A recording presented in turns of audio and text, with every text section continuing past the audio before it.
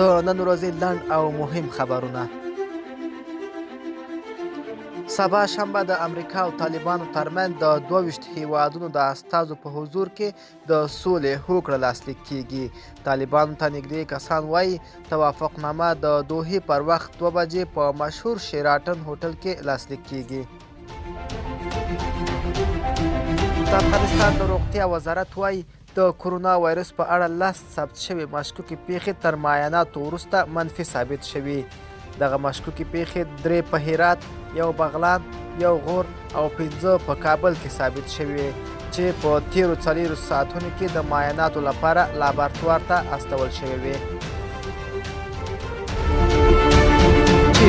ډاکټران په 4 ساعتونو کې د کرونا 3622 رغېدلي کسان کور ته رخصت کړل. د پاکستان د بهرنیو چارو وزیر شاه محمود قریشي چې اوس مهال په دوحه کې دی وایي چې سبا ورځ د افغانانو لپاره لویه تاریخي ورځ ده. نوموړی وایي چې افغانستان د سولې او پخلاینې په لور روان دی. د ایران د ولسي جرګې 4 غړي په کرونا وایرس اخته شوي دي. د ایران د ولسي جرګې غړي محمد علي وکیلي پر خپل ټویټر لیکلي چې د یاد پارلمان 30 تنه د کرونا د معایناتو لپاره روغتون ته تللي وو چې 4 تنه یې په کرونا اخته شوي دي.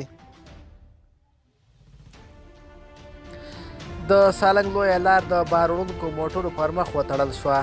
د سالنګ لویه لار چې د هیواد پلازمینې له شمالي ولایتونو سره نښلوي یو ځل بیا د لوی بار وړونکو موټرو پر مخ وتړل شوه. ملګرو دا زموږ لنډ او تازه خبرونه. د لا ښکلو ویډیوګانو لپاره افغان ټي وي چینل در سره سبسکرایب کړئ.